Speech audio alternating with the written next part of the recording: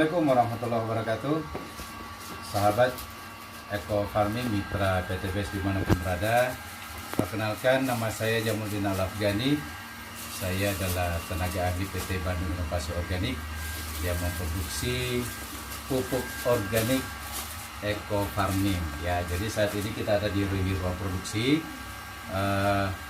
untuk kembali menyapa para sahabat sekalian.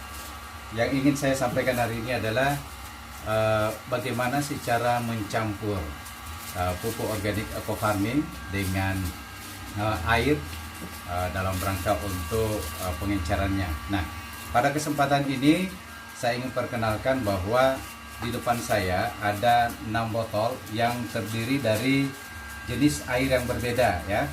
Yang pertama ini adalah air mineral biasa ya, air mineral yang kemasan. Kemudian yang kedua ini air PDAM.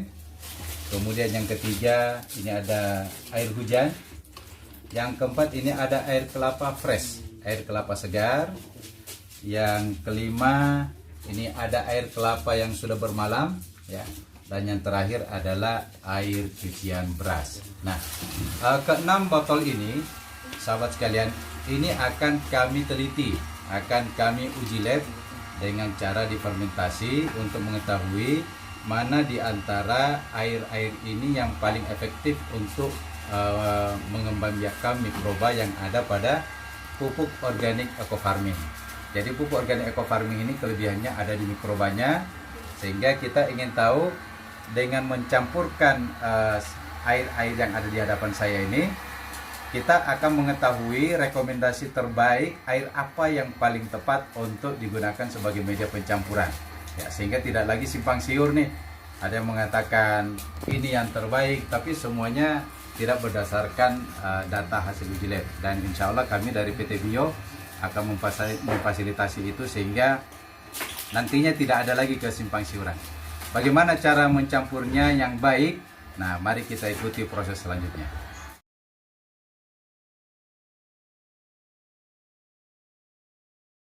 Para sahabat semua dimanapun berada, ini adalah makanan mikroba yang kita sudah siapkan glukosanya, gula pasir, atau ini adalah molasses, dan ini adalah gula merah ya, gula merah.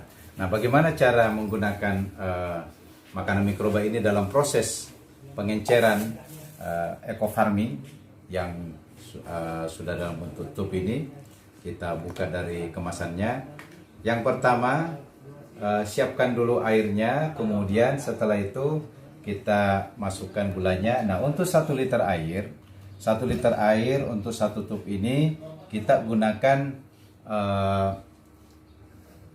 glukosanya kurang lebih sekitar 50 ml. 50 ml. Nah, itu untuk yang difermentasi.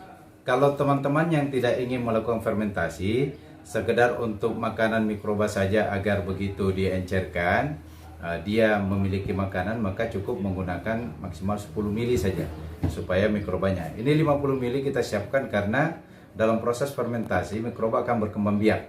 Nah, semakin banyak jumlah mikroba tentu jumlah makanannya juga dibutuhkan semakin besar, sehingga pemberian 50 mili ini kita anggap bahwa dalam jangka 1 pekan ya setelah bahan ini siap kita gunakan, itu mikroba-mikroba benar-benar tersedia makanan yang dibutuhkan.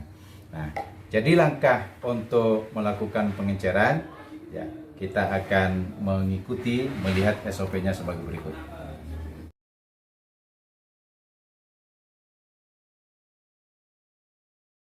Ya, sekarang kita masuk bagaimana cara membuat biang 1 liter ya. Nah, langkah pertama, sahabat sekalian, ini kita menggunakan air kelapa ya. Langkah pertama adalah masukin dulu glukosanya. Nah, ini kita ambil molasses ya. Kita takar dengan 50 mili ya. Nah, ini sudah 50 mili ya. 50 ml. Nah, karena ini sifatnya sangat kental, otomatis dia nggak bisa kita turunkan sekaligus, maka kita encerkan ya. Kalau bisa dibantu dengan sendok. Nah, kita encerkan dulu. Ini supaya lebih mudah untuk menyatu.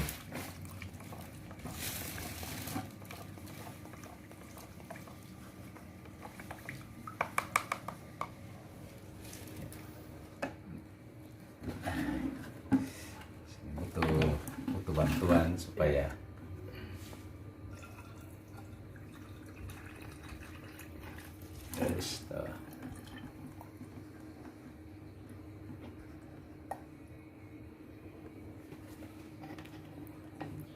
kita lupa lagi sedikit.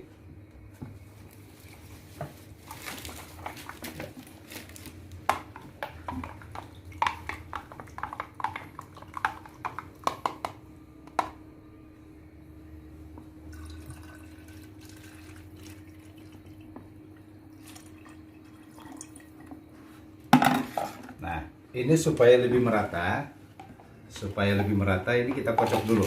Jadi ingat ya, ini belum masuk, ekofarminya belum masuk. Nah, selanjutnya ya, ini kita menggunakan ember lebih bagus. Kita, karena sudah ada glukosanya, ekofarminya kita encerkan. Ya, ini sedikit saja dia sudah encer. Kita larutkan ekofarminya.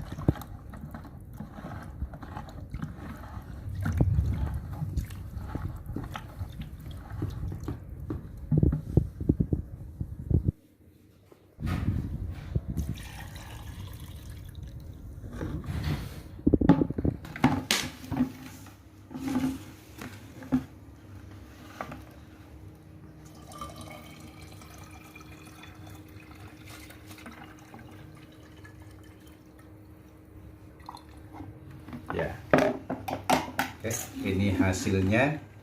Nah, selanjutnya ini kita tutup. Nah, lebih bagus lagi nanti ada plastik ya, ada plastik. Kemudian kita berikan plastik di sini baru kita tutup. Ya. Nah, setelah ditutup, ini kita simpan di tempat yang sejuk. Ya, simpan di tempat yang sejuk. Kemudian setiap hari kalau kita fermentasi, caranya buka tutupnya ya. Buka tutupnya seperti ini saja, tidak sampai dibuka ya, tidak sampai dibuka seperti ini, tapi seperti ini saja sampai gasnya keluar. Setelah itu rapatkan kembali ya. Nah, jadi ini ada plastik ya, ada plastik, ini akan mempercepat ya. Kita bisa tutup dengan plastik seperti ini ya.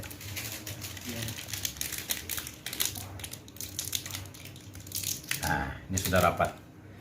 Nah, simpan di tempat yang tertutup. Nah, ini akan lebih bagus lagi ya. Ini akan lebih bagus lagi ketika kita punya plastik hitam seperti ini. Ya, kita tutup seperti ini. Kemudian ini diberikan karet. Ya. Diberikan karet. Nah, disimpan seperti ini aja. Apa kelebihannya dengan ditutup plastik hitam? Mikrobanya akan lebih mudah berkembang biak. Dia akan lebih cepat. Jadi berbeda dengan kalau misalnya kita setelah membuat seperti ini lalu disimpan begitu saja ya. Itu akan berbeda hasilnya. Nah, jangan lupa tiap hari buka. Nah, ketika gasnya sudah tidak keluar lagi, biasanya butuh waktu antara 5 sampai 7 hari. Jadi waktu ini tidak bisa kita pastikan berapa sih. Nah, itu tergantung dengan cuaca. Tergantung dengan cuaca di mana kita melakukan fermentasi. Jadi biasanya semakin lembab ya, itu akan maka proses fermentasi dia semakin lebih cepat. Nah, artinya bukan juga dalam kondisi daerah dingin ya. Ini untuk cara melakukan pencampuran atau membuat biang ekofarming ya. Nah, kalau setelah ini kita tinggal sekali lagi tinggal disimpan ya. Oke, selanjutnya kita akan melakukan uji coba dengan melakukan glukosanya dari gula pasir. Nah, kemudian kita juga akan membuat dengan menggunakan glukosa dari gula merah. Kita ingin tahu di antara 3 jenis glukosa yang kita gunakan ini, mana di antaranya yang paling bagus untuk pengembangbiakan mikroba. supaya teman-teman memahami dengan baik bagaimana sih cara membuat biang yang bagus, media apa yang kita gunakan. Oke, terima kasih.